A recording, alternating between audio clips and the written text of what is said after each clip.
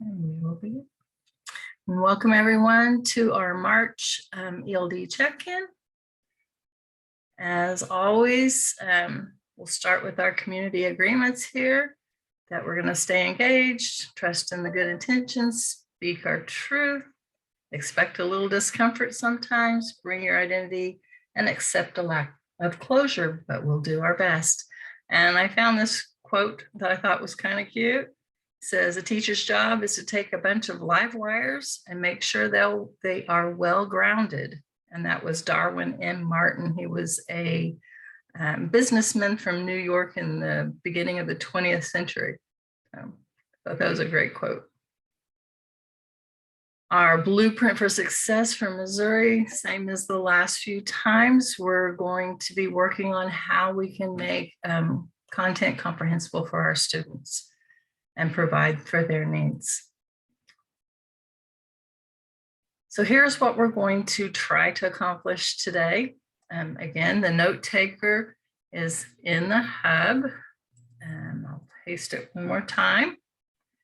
If you'll go to our hub and find March and scroll down, you'll find the note taker at the bottom of the March listing.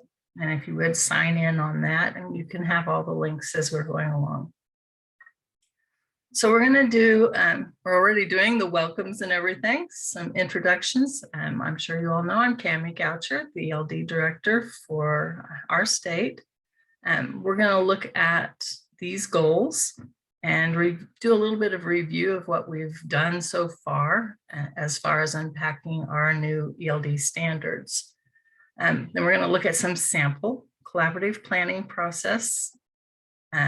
Talk about the KLUs and how you integrate those into a unit. We're going to look at some integrated supports for language functions and features, talk a little bit about the teaching and learning cycle process, and then look at a mentor text. And finally, identify some resources to support the teaching learning cycle. So big agenda. I'm going to try to talk fast at the beginning of it, and we'll see where we get.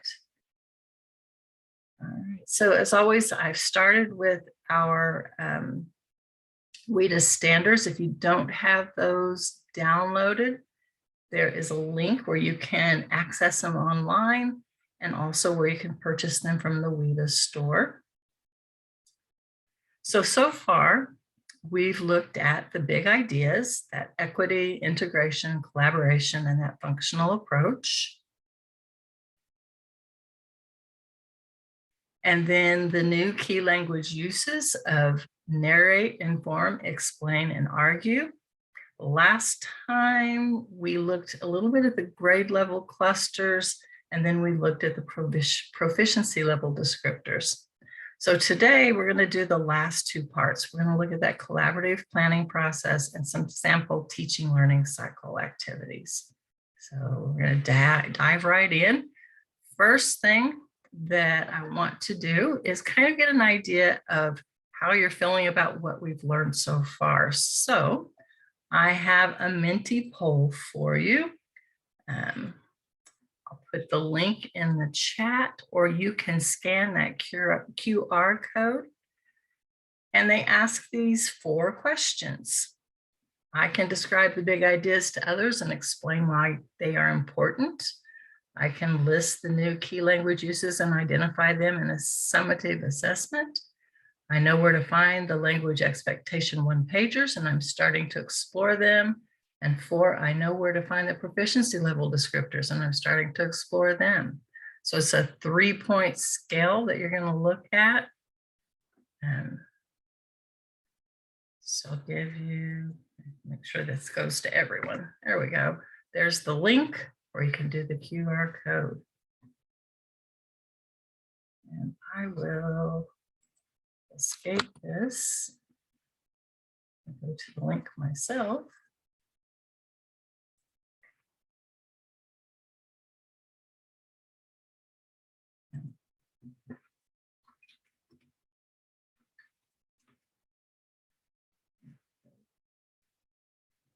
While you're filling it out, I'll go to it so we can see where everybody is.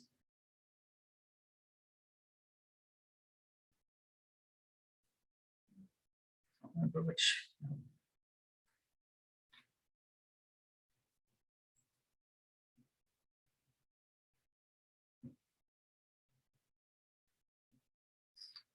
Yeah.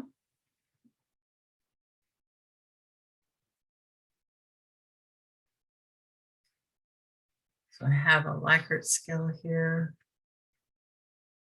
that says yes, or starting to, or not yet. It looks like a lot of us are kind of in the middle. That's great.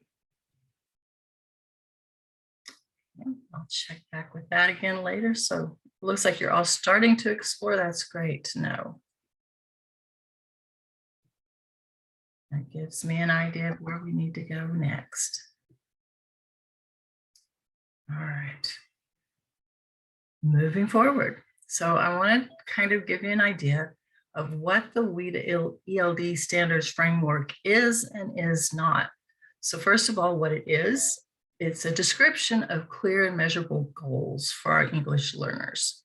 It has those language expectations, and then at the end, our performance level descriptors so that we can meet the needs of our students. It's a resource. It's not meant to be a guide or meant to be the curriculum. It is a guide for informing the design of your program, and it's a central component to our ELD framework or our ELD standards and assessment.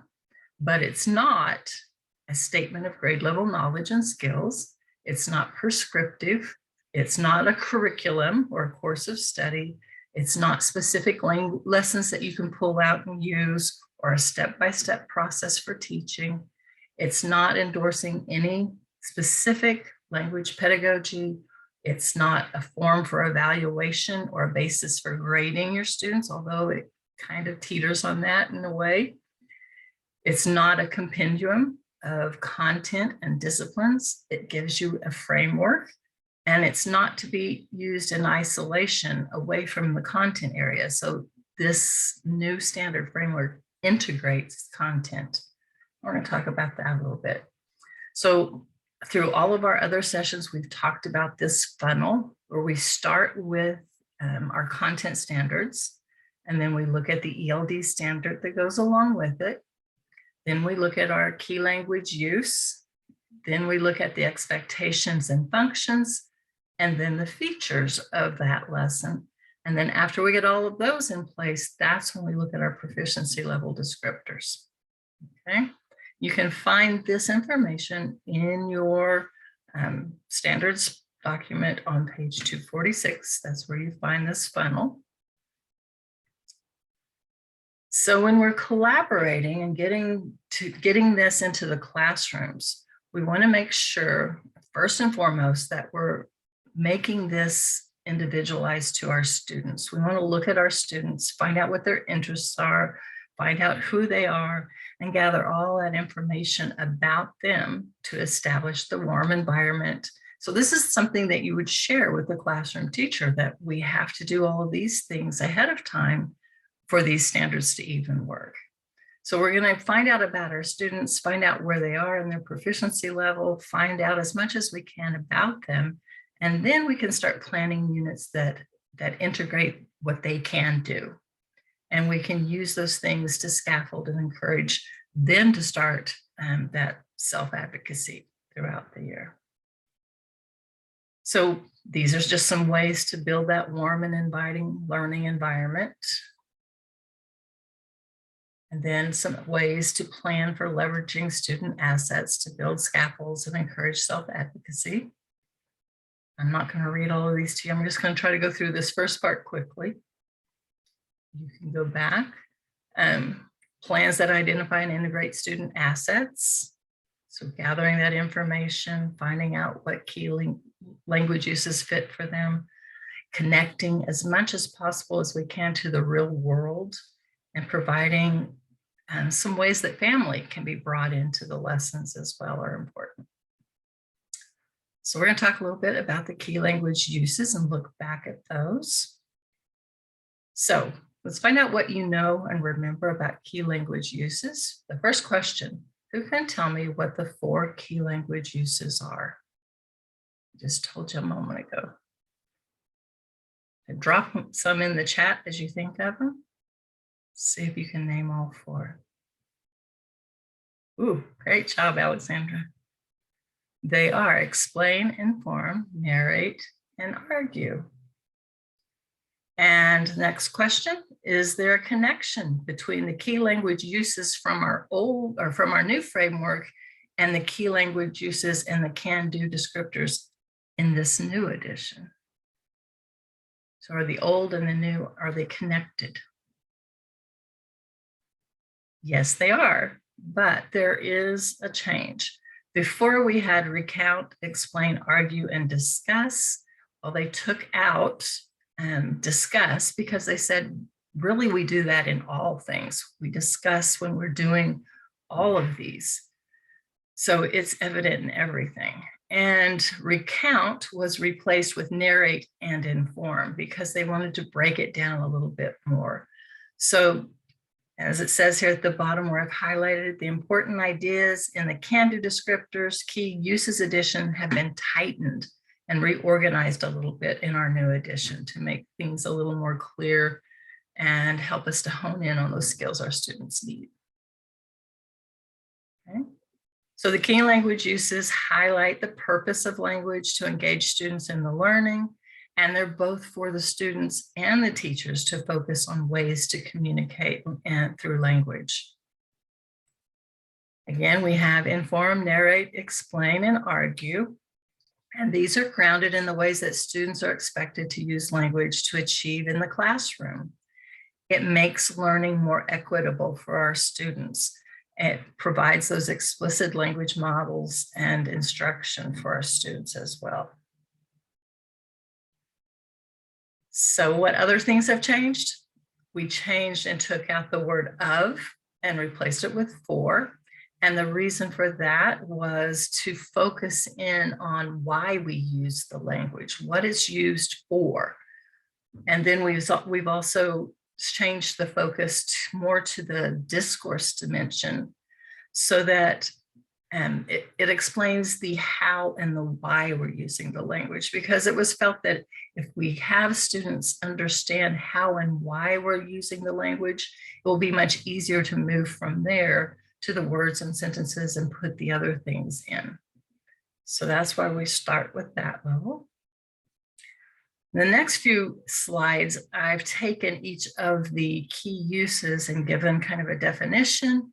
And then on the next page, you'll find these are some of the ways that we narrate. So personal recount, short stories, anecdotes, autobiographies, biographies, and historical recounts. And then the purpose, and then some places you find this in curriculum.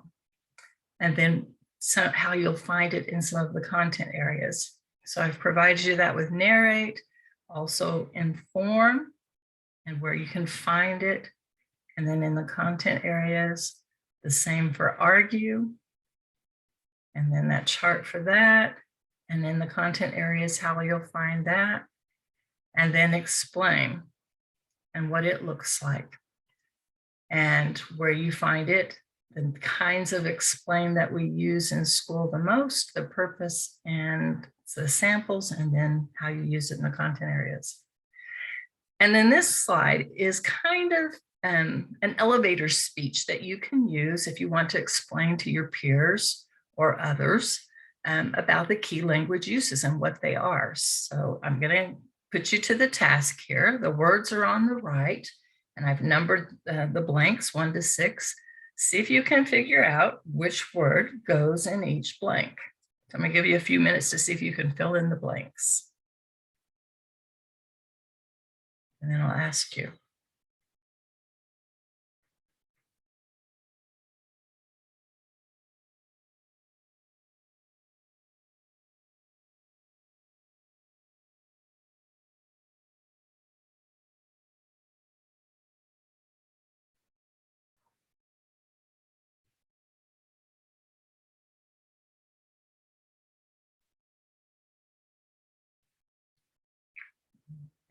I'm going to go ahead and share the answers, see how well you did. It says the key language uses help us to identify a language focus in our curricular units. When we identify a language focus, we are pinpointing the purpose for language use within the unit. We do this by reviewing the content standards, as well as the unit learning activities and the summative assessment. And when we do this, we are looking for ways in which the students will need to engage with language in the content unit. The key language uses also foster a connection between to the functional approach of language development, which guides us away from viewing language as a list of structures and vocabulary, and then turning it towards a view of language as a meaning-making resource for students. What we're doing when we locate a focus for language within our content units is actually integrating content and language. And once the key language use has been established for a unit, we can begin to think about the supports and plan scaffolds to develop student language for learning. And that's basically how we start the integration of our units with content, is through this listing. I clicked the wrong button here, sorry. Jumped way ahead. Okay, wow. I don't know why my screen is jumping, I'm sorry. All right, so we're going to move on to language expectations. And as I said before, I really like the way they've set up our language expectations, because it's kind of like that reference code with other standards. So here's one for 4th grade expressive language expectation for narrate. And you can see this is the ELD standard for language arts, ELD LA. Our grade clusters 4-5. The key language use is narrate. The mode of communication is expressive. That means they're going to either write or speak or produce something that we can see that's expressive. All right. So our language expectation here is multilingual learners construct language arts narratives that do one of these functions. Okay. So true or false? I'm gonna let you put this in chat. First one, language expectations are derived from the language used to meet content standard expectations. Do you think that's true or false?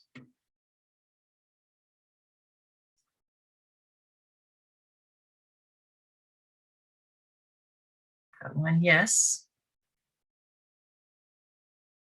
Anyone else can tell me it's true or false?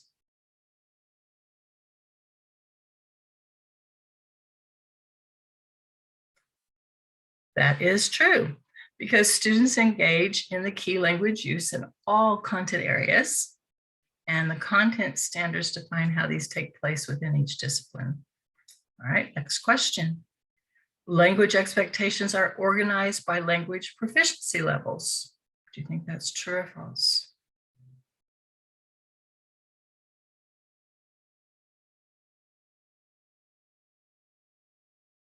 Oh, you guys are good. It is false. Language expectations don't include the different versions for the proficiency levels. This is the big change from before, because when we had those model performance indicators, we honed in on the different proficiency levels and what they could do.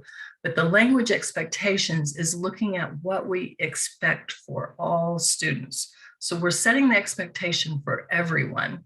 And then as we go down the funnel, we're funneling down to the specific needs of the individual student. So the language expectations give us that broad picture. Yes, express with drawing is exactly correct. There are different ways that they can share that. All right, last question here. Language functions are now embedded into the language expectations. Do you think that's true or false?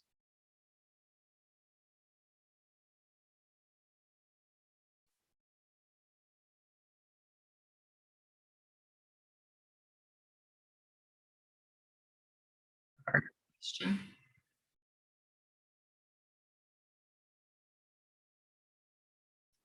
You are correct. That is true. Embedding the language function into the language expectation helps us notice how the language is connected to the unit and the lesson. So it gives us a better picture of where we're going. Oh, there's one more, sorry. Language expectations make patterns of language use visible for teachers and students. Yes, they do, because once we know how the language works within the planned content, they can engage students in discovering ways to use the language. So we still have those 10 guiding principles of language development, and guiding principle number 6 says that the learners will use and develop language through activities which integrate the multiple modalities, oral, written, visual, and kinesthetic for communication. So that's one of the big things with the new standards. They're wanting this to be, like I said, more equitable. This is why the expectations are not divided into proficiency levels, but are for all students. So this is what we expect all students to do. Okay, and as somebody said a moment ago, that's why we've included the viewing and representing also, because they can communicate and they can participate even before they have the language through viewing and representing. And that they felt helped us out a lot as well. And I'm glad they included those. All right, so another fill in the blank. I won't make you do it this time, but we'll go ahead and go to the next one. So this is your elevator speech for language expectations. They use it to identify specific language. And we look for those associated language expectations to explain the standards. We can use the embedded language functions for specific language goals. And we have a consistent focus when we use them throughout the unit. They help us set high expectations. And then those interpretive and expressive language functions combine the 4 language domains into 2 broader modes of communication. And it gives us a balance into the way that we use language throughout the unit. So again, another elevator speech that you can use when working with your peers. So we have another set of 3 questions. Which one of these do you think, oh, there could be more than one, you think are true?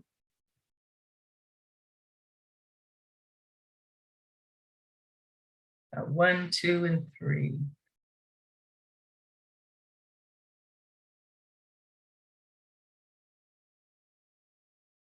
It's about language features.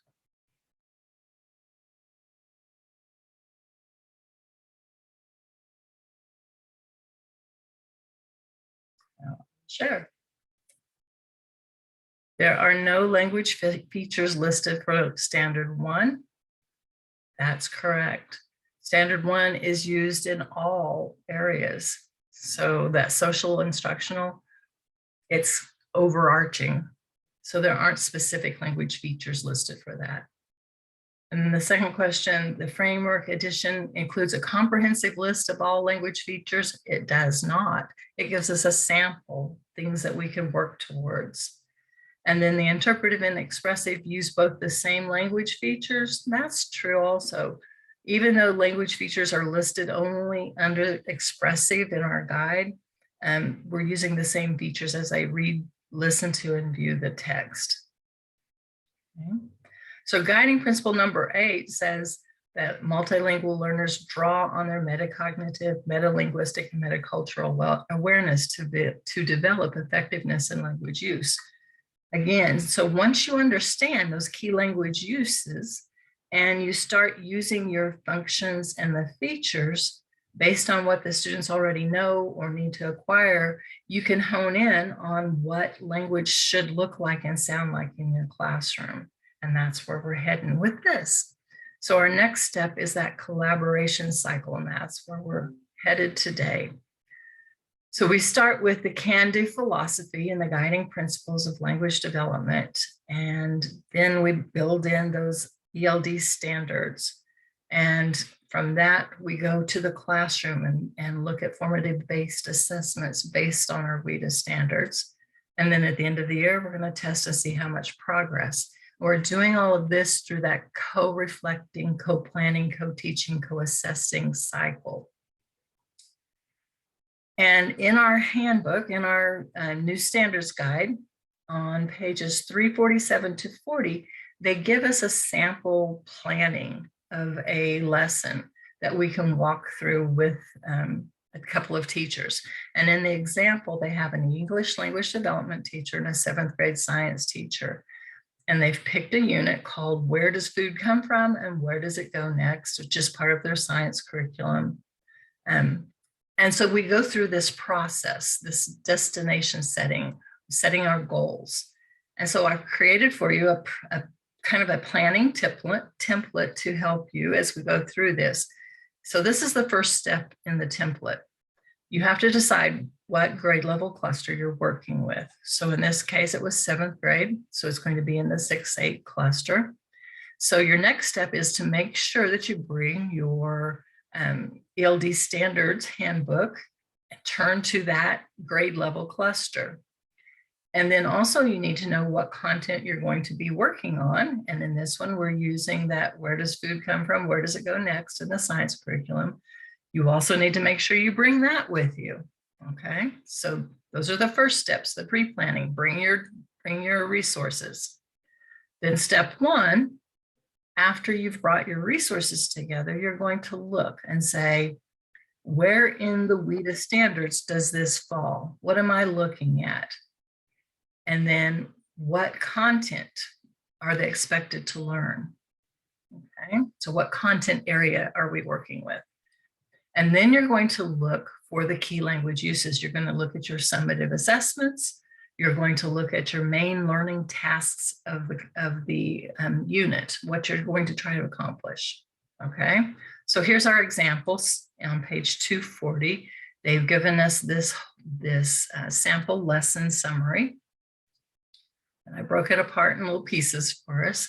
So by looking at this, we know we're talking about the language for science. So science is our content area. And we can kind of look at the content standards to get an idea of where we're going. They're going to gather and make sense of information to describe something. They're going to construct a scientific explanation based on the evidence, and they're going to develop a model to describe something else, okay? And in this unit, here's the end of unit assessment, which will really help us determine what our key language use should be. So if you look here, it says, use a model to explain how the snotworms make it possible for the system to access all of the new matter and energy from the well fall. I had to look, the snotworm really is a thing. And then in the zoom in, show what changes or processes you would expect. And then further on, it says, complete a table of data to explain what will happen. And then add words or arrows below to explain why. So these are the things you want the students to do at the end. And you see a reoccurring word. This one's pretty easy. You can pick out that they're wanting the students to do some explaining. So that's going to be our key language use. So we've got step 1. What content area are you working with? We have science. What key language use best reflects? And we know it's going to be explained from looking at our assessment, okay? And the link here is going to take you to a blank copy of this that you can use or provide to your teachers to use together for planning. All right, step 3, you're going to use your ELD standards. And that's what this PDF takes you to. Oops, I didn't mean to click it. But you're going to use your standards and you're going to look at the language expectations to create a unit goal. You're going to figure out which expectations best reflect the language focus of the unit. And then on 4, you're going to start unpacking those expectations and look for the features that you need in your unit. So here's the example of this. If you look on page 240 or 245, let's see if I got it up here. There we go. So here's what it looks like in the book where they're having their conversation. And you've got the language function, and these are the things that go along with it. So they've picked describe valid and reliable evidence from sources through a phenomenon, through abstract nouns, cohesion to reference ideas, and a variety of ways to define the phenomenon, like relative clauses and declarative statements. Okay, so then it goes into how we're going to break this down in the sentence. Let me go back to here. So they've picked out for step 4, our language function, and then we look at what's in the lesson.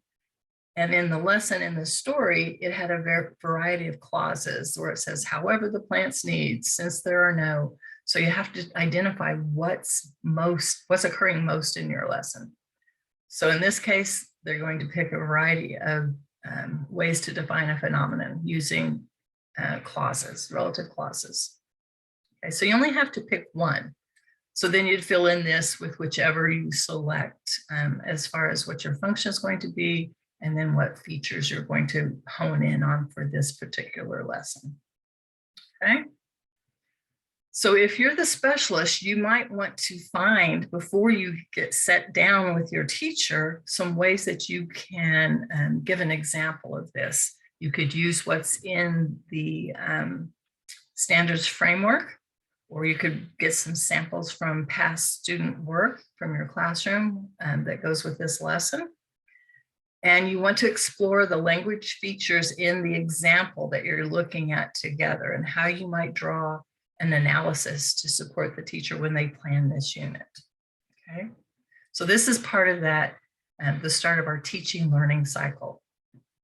You're going to build some shared knowledge by going through this together, and then you'll start deconstructing the text, and then you jointly with the students construct a new test, and then you provide them with independent practice, and then it starts over again. So let's look at that, how that's broken down.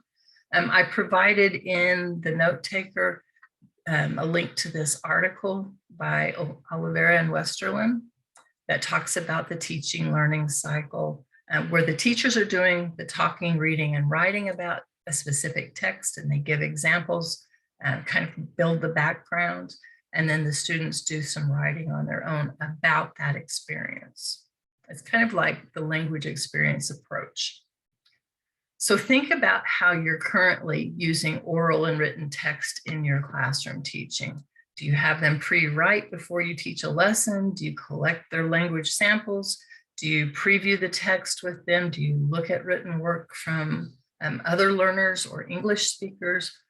Or do you do a reflection as like tell them what you're going to teach and show them and then ask them to tell you about it? So think about the ways that you're doing it currently, and then take a look at this other way and see how it fits for you. And the reason we're doing this is because we want to make language visible. And that's why they use the expressive in our standards, because it's more readily visible when we use them. So again, you can use past models, you can use a pre-made model, you can look at the activities that are in your book that you're going to be using. But you're looking for those things we just looked at. We're going to look for the key language uses, then we're going to break that down. And I'm going to break it down a little bit further for you. So here is my mouse is going crazy, our annotated sample. So this is what we looked at last time, kind of. We have our language expectation, and then we have our ELD standards and our expectation, the functions, and then the features here. So they've taken in this annotated sample, and I didn't make this association right away, so I'm going to point it out here. So here where we looked at last time, that one pager, when they do the annotated sample, that's where they have taken the expectation or the function and moved it over. And then they've listed the features underneath that and given some examples, okay? And then on the other side is one of the other expectations or the other functions and its features. So they've taken compare multiple solutions. No, they've taken relate how series of events cause something to happen, and they've put it on the other side and talked about how they're going to show that. And this is from page 72 and 77 in grade 1. We're going to break it down a little bit further. So they use the same legend all throughout. So I would encourage you to use this when you're doing this with teachers. And they make connection words in bold or sequence words in bold. Nouns are red, verbs are green, preposition and adverbial phrases in blue. And then some less used objects that evaluate are in words or phrases are in italics. Those cohesive devices like pronouns with the nouns, circle and draw arrows between them. Clauses are underlined in italics. And then if it's a statement that is a declarative statement, a claim or something that's foreshadowing, they highlight it. And we don't get to some of these others as much as the others, as those first ones. It's more in-depth language. But we're going to look at this from this lesson. So we've got describe. So they have looked at the lesson and looked at how we are going to do pronouns first. So they found the nouns and the pronouns that relate to them. They've identified all the nouns throughout the lesson. Then they've identified how they're going to relate by identifying the verbs, the relating verbs has and is, and then those timeless verbs, hatches and grows. Then they identify the prepositional phrases. So it's kind of like going back to diagramming sentences, but we're picking out the things. And this is something you could do with the students later, but as you're working with the teachers, you're going to do this to find your example ahead of time. So again, there's our cheat sheet. So I'm going to give you a minute, and there is, let's see, this. I'm going to let you try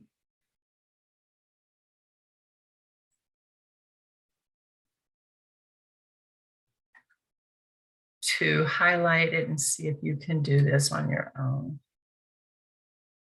See what you can do with that. Again, we're going to make the nouns red, the verbs green, prepositional phrases blue, make bold the connectors or sequence words. And that's mostly what we're looking for in this. And the instructions are on that page. And you could use this with a classroom teacher just to kind of get them used to it. We will look at that document.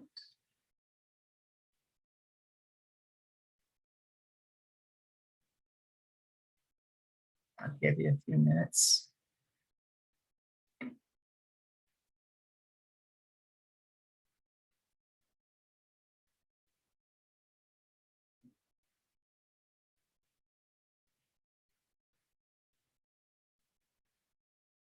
So we're only looking for these 4 things in this one.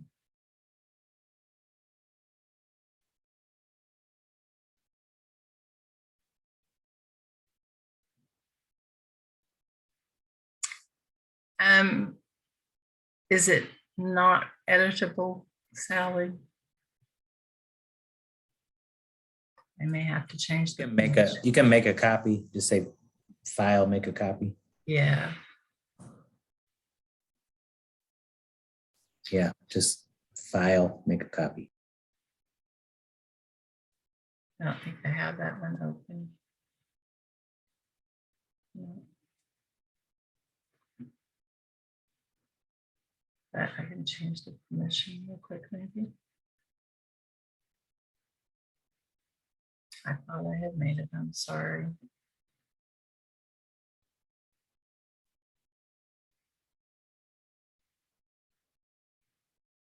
Oh, yes, because you need to make a copy to write on it. Or you'll write on mine. Okay, well, I'm going to go to the next screen and it gives the answers. And the link is in, I think, the note taker to that activity. Okay, so you would have made the life cycle of a frog is a noun group, stages, tadpole, froglet, adult frog, the life cycle. So those are all our noun or noun groups. Has, hatches, grows, is, those are our verbs. And then out of an egg is a prepositional phrase. And then we have those connectors, first, next, then, and finally, that we would make bold. So this is an activity that you could do just to get teachers used to this idea. Okay. So again, that's where how they relate. We have those abstract and technical terms or our nouns. And then we've identified what we're looking for as far as functions and features in this paragraph. Hey, Cammie. Yes, sir. Can I ask a question? First of all, I'm sorry I was late Oh, you're fine. but I was talking about this framework why I was late. So, all right. So the idea is we find a mentor text. Right. And we're deconstructing the text with the class, talking about all these different language features that are in our mentor. So basically we're like, oh, look at how language was used to do these different things in the mentor. Right. Does the mentor text, do you think it has to have all of the language features that are listed under each function, or do we just pick a couple functions? Yeah. Whatever is the most important thing in your lesson, you could just have one. If you want to do a short lesson, you can just pick out one of those and focus in on that for that lesson. So you make it work for you. They're just giving you lots of options here. So like if we're talking about, and I'm so confused too, because I'm like, are we teaching kids about long noun groups explicitly? Like we're saying, hey kids, sometimes we don't just say frog, or we don't just say legs, we say the strong back legs. And so that's our long noun. And so then we're gonna go through and identify all the long nouns we find in the mentor text, or? You could do, it's however your lesson is set up. So yes, you could do it either way. If you want to just focus in on the specific nouns, you can. Okay.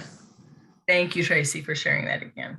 I'm going to break it down a little bit and give you a different one as well. So let's look again. So again, we're talking about this teaching learning cycle. Again, build shared knowledge, deconstruct, joint construction, independent practice. So I have another little cheat sheet for you, a teaching learning cycle.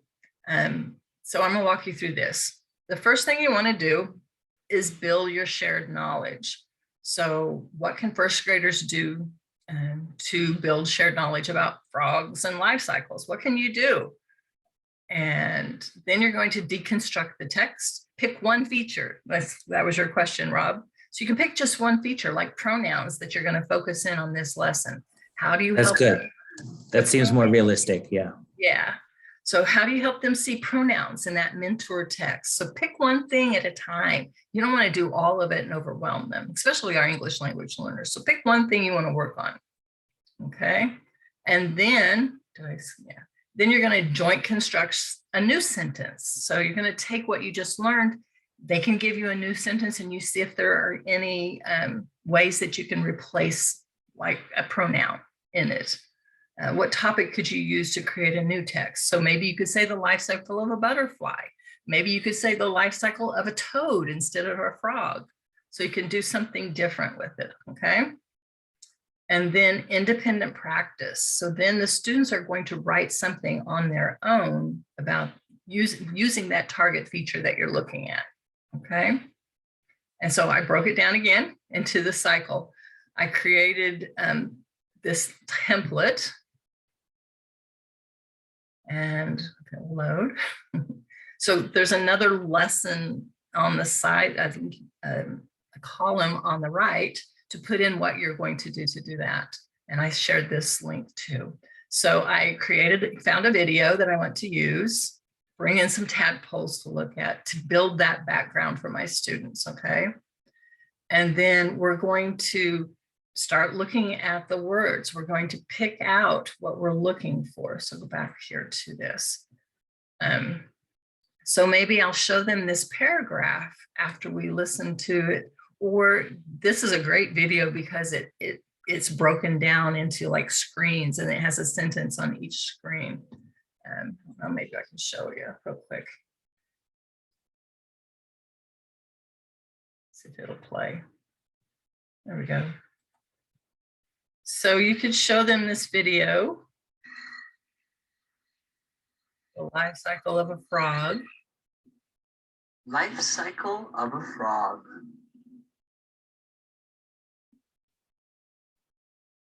There are 4 main stages in the life cycle of a frog. Frogs have a life cycle with 2 parts, living in water as tadpoles and on land as adults. So if I were wanting to pick out the nouns, I could stop here and say, what nouns do you see in this sentence? So you could pick it out using this. So you can use your resource to demonstrate what you're doing. Okay, so that's just one way. Or you could use the sentence like I just gave you guys a minute ago and have them find those things, or you could find the things together in it, whatever your focus is going to be. But you're looking to, while you're listening to the students talk and discussing it, you're looking to see, are there other features maybe that they need more help with? And you can bring those in. Or what details are you noticing as you go along? Okay, so again, we can use this sentence and look back at what we're working on. Or you could have a poster like this. So we've watched our video and now we have this graphic on the wall. And so I want to explain it to my students. And so I might say, first, the frog makes a bunch of eggs like this. Well, that's pretty simple. And that's pretty easy. It has a connector first. It has a noun. It has a verb, has an adjective. So you could use that, or you could show that to the students first and then show them a sentence that looks like this. The first stage in the life cycle of a frog is the egg. A frog lays many eggs at one time. The group of eggs is called a frog spawn. It is covered by a jelly-like substance. So I could expand my sentence and have a better sentence that they could look at and pick out more things. So we might say, we start out sounding like this, but we want to sound like we're more intelligent. So we're going to expand our sentence to where it looks like this. And then you can bring in some of the other features that you want them to hone in on. That makes sense? So when you're working and collaborating, and if you're doing a lot of talking, it might not be text that you're looking at. So like, it's not really that essay. It might not make sense because our goal here is to make the language visible for the students. So we have to find ways where they can see what we're talking about and that they can experience it as well. So when you're talking and having a conversation with the teacher, you might say something like, I saw how you had that poster on your wall, or you provided this graphic for your students. But you know, your students are really going to need the real names of things, and we need that vocabulary in front of them so that they can hone in on what words they need. And they're going to need some specific verbs. And then you might suggest, well, maybe for your lower proficiency students, you can provide something like a sentence frame or a sentence creation chart like this one that I have here that helps them put the sentences together to make a complete sentence with the position words and the verbs and the nouns, and then provide them with those endings. So depending on the proficiency level of your students, you can have different scaffolds to help them. So that's where we bring in those proficiency level descriptors and what they need and how we can assist them. Okay. So we're providing opportunities for them to make solutions on how they can help their students. All right. I'm just going to go through these. True, false. Once in the classroom, they refer back with supports. That's true. They can give them supports to help with the function and features. Students don't need opportunities to identify language features. That's false. We need to look at those in their speaking and writing once they see how the language works. So we're going to refer back to it. Teachers should promote the use of language function and feature to support models and class charts. Of course, yes, that's why we put the charts on the wall. And when you're planning your unit, it's best to begin by selecting a feature to focus on. That's not true. We want to start with the language. Well, first we're going to start with the key language use and then the expectation before we zoom in on those features. So we need to follow that funnel down when we're setting our goals for our lessons. So the proficiency level descriptors are continuum that describes how language typically develops. That's true. They help with grade placement of newcomers. That's false. Proficiency level descriptors should be used along with language expectations. Yes.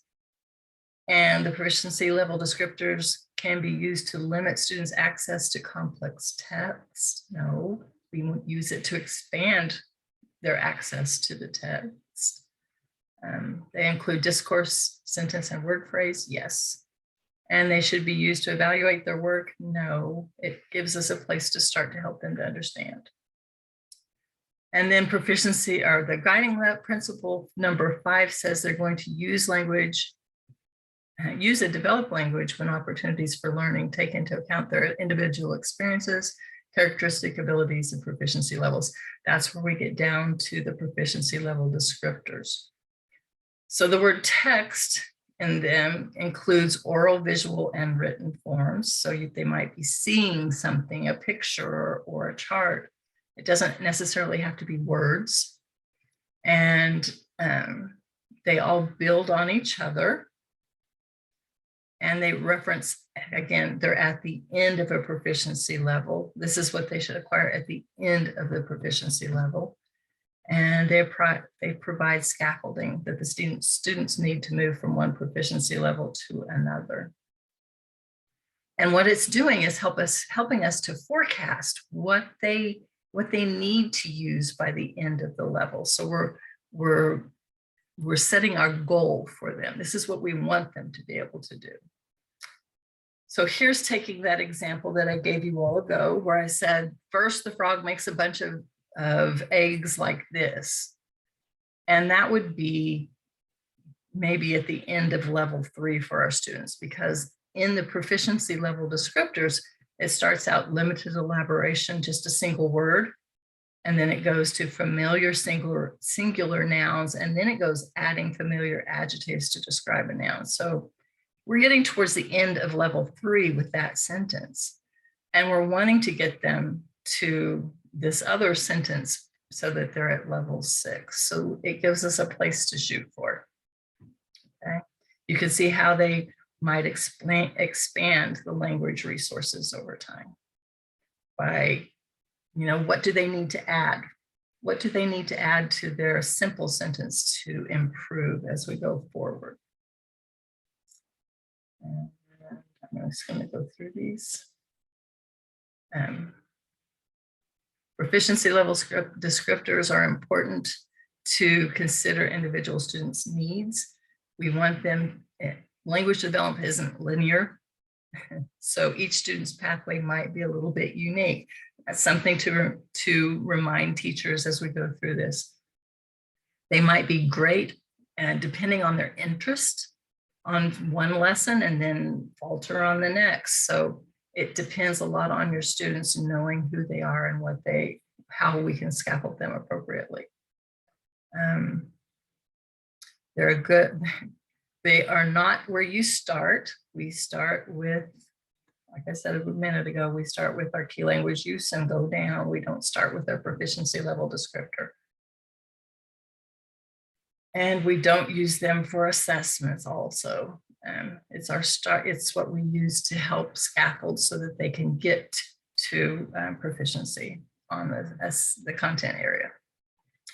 So I have another collaborative note taker that I also found that I wanted to share with you too. This one is set up basically the same way. Step 1, you find your ELD standard that goes with your content standard. You say, what am I going to try to be teaching in this? And then what's your content standard? What ELD standard goes with it? And then what can my students do? What do they know? Build that background. And then step 2, identify the key language use, just like in the other one. What language use are we going to need? That's at the bottom.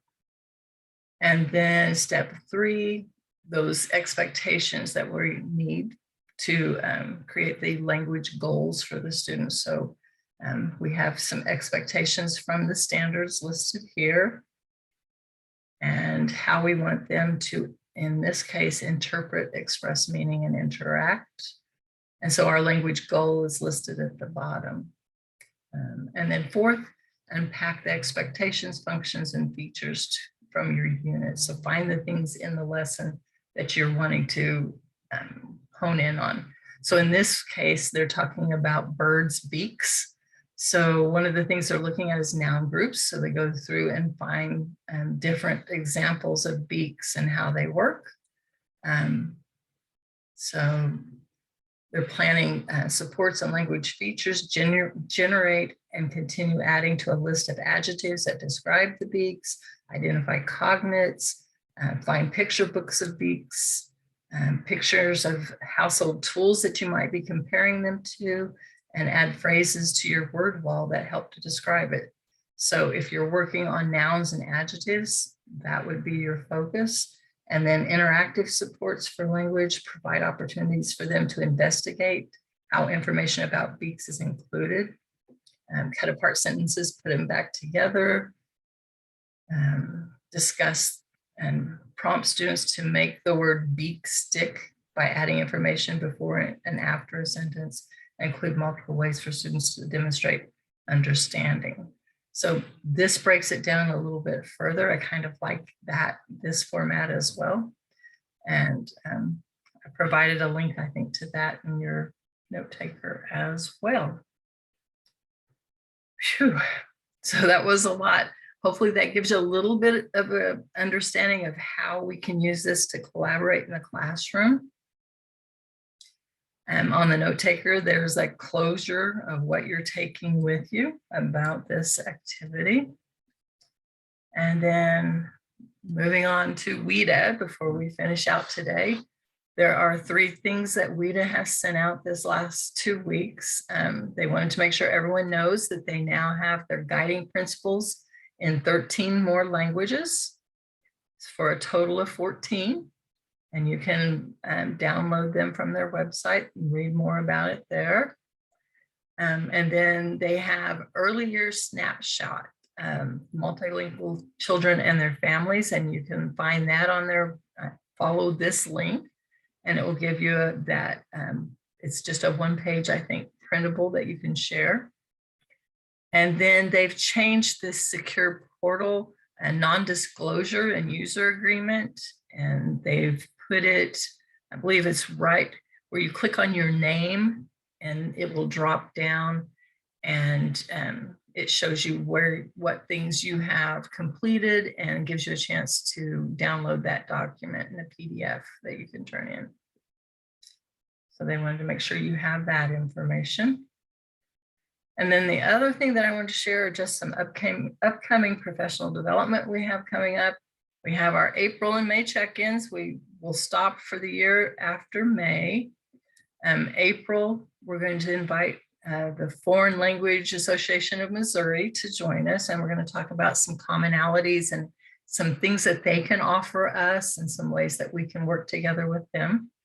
And then May, like usual, we'll look at data review and talk a little bit about that like we have in the past. Then June 8th and 9th, we have the Elevate Conference in St. Louis with Rob. He's going to have Valentina Gonzalez and Jeff Swears there for us. I look forward to attending that. Then June 13th and 20th, we have an opportunity from WIDA Professional Learning and Nurturing Speaking Growth. And you attend both days. You need to enroll by 5/31, and that's on that calendar on the curriculum page. And you'll find it listed on June 13th, but you need to enroll before 5/31 for that. And then we'll have, well, it says ELD Bootcamp, but Learning Academy for the summer. And it will be July 12th. And I fixed this. I don't know why it still says that. Anyway, July 12th, 11th and 12th, a 2-day workshop, just like we did last year. So if you attended last year, you might not want to come again. And then sometime between either that one or this next one, we'll do, I'm planning to do a writing aloud plan workshop. It'll either be part of this summer learning or tacked to the end of that EL boot camp. And the summer learning is the content area directors from DESE. Every year they have a workshop. This year is going to be a literacy focused workshop. I think they're calling it a literacy summit. And we're including ESL in the summit and how we play into literacy. And then the last day of that summit, we're going to break out into sessions. So I may have that writing a loud plan session on that last day. We have to wait and find out how many days we're going to be allowed and what facility we have. And then in August, we've rescheduled on the 30th and 31st, that second grade writing workshop in St. Louis, and it will be at the University City High School.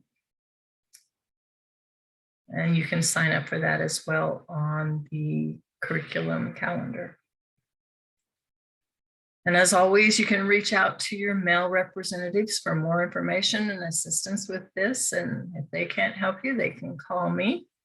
And I'm available anytime. You can call me directly if you wish. If you don't already subscribe to the DESE listserv, you can do so at the top of my webpage.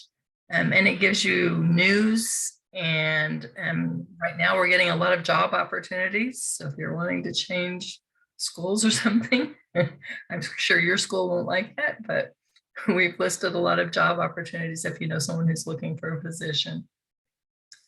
I'll put the recording for this on our hub when we're finished, and probably later this evening. And if you will, there's a link for this evaluation in the note taker, but I'll put it in the chat as well. That popped up.